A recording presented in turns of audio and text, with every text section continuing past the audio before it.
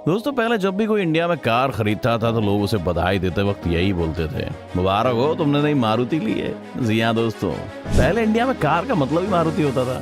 मारुति भारत में इतना लोकप्रिय है कि ब्रांड नेम की बजाय प्रोडक्ट नेम ही बन गया है। वो भी क्यों ना, भारत में तो ऑटोमोबाइल के मार्केट के लगभग 70% मार्केट में मारुति सुजुकी का ही कब्जा था। एक ऐसी कंपनी जो इंडिया के आधे से ज्यादा मार्केट पर कब्जा करके रहती थी, आज उसको भारत की एक कंपनी ने पीछे छोड़ने की शुरुआत कर दी है। अगर ये रेस ऐसी ही चलती रही तो एक दिन वो कंपनी भारत के पूरे मार्केट पर अपना कब्जा कर लेगी। जी हाँ, हम बात कर रहे हैं टाटा मोटर्स की, जिसने देश की सबसे सस्ती कार टाटा नैनो निकाली थी। तो चलिए दोस्तों, आपको बताते हैं कि कैसे टाटा कंपनी मारुति सुजुकी को भारत से टाटा करने की तैयारी कर रही है। मारुति और टाटा मोटर्स के इस कंपटीशन के बारे में बात करने से पहले चलिए आपको बताते हैं कैसे मारुति बनी थी हर घर की गाड़ी। मारुति सुजुकी की शुरुआत 16 नवंबर 1970 को हुई थी। इसका पहले नाम Maruti technical services private limited यानी MTSPL था। ये कंपनी अपने शुरुआती दिनों में देसी कार बनाने के लिए डिजाइन, मैन्युफैक्चरिंग और assembling related technical services provide कराती थी। इसके बाद जून 1971 में मारुति मोटर्स लिमिटेड की शुरुआत हुई। ये कंपनी भारतीय लोगों के लिए अफोर्डेबल कार बनाने के लिए स्टार्ट की गई थी।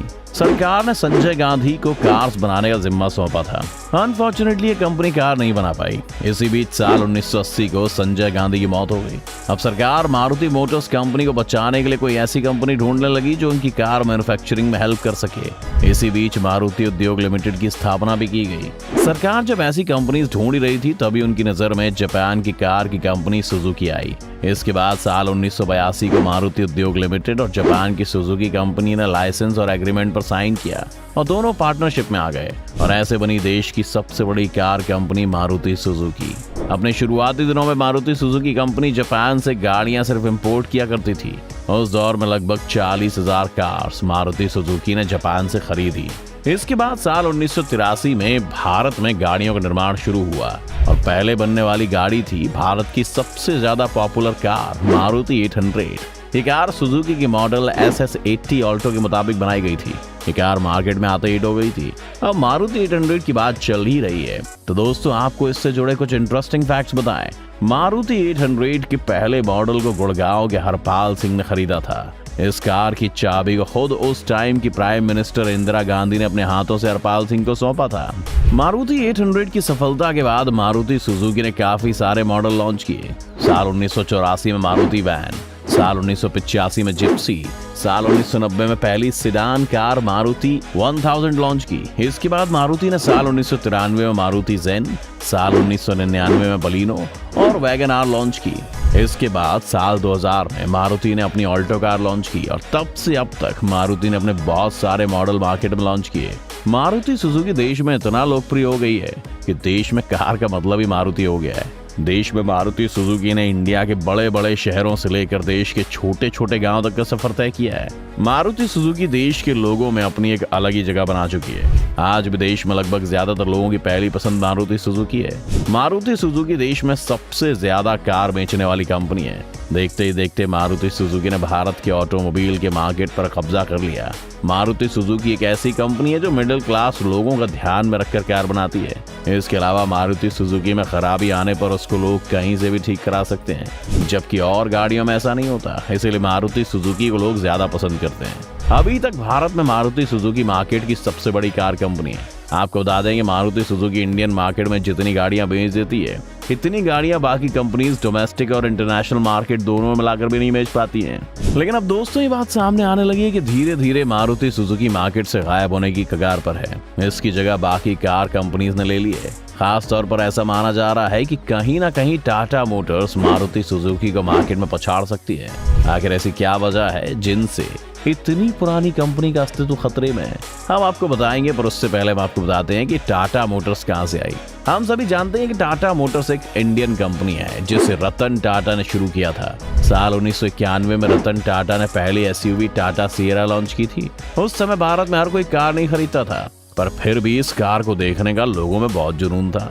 ये देसी कार कंपनी का पहला प्रोडक्ट था। ये पहली देसी कार थी क्योंकि इसकी इंजीनियरिंग से लेकर इसे बनाने में पूरी तरह देसी दिमाग लगा था। इसके बाद साल 1994 में टाटा मोटर्स ने टाटा सूमो लॉन्च की।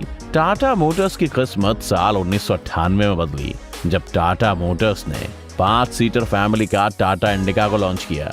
इस कार को देश के लोगों ने खूब पसंद किया। इसके बाद साल 1998 में टाटा मोटर्स ने उस टाइम की सबसे powerful SUV Tata safari launch की। ये टाटा मोटर्स की काफी खास आइकॉनिक एसयूवी थी। इसके बाद साल 2008 में रतन टाटा ने अपना बहुत पहले देखा हुआ सपना पूरा किया।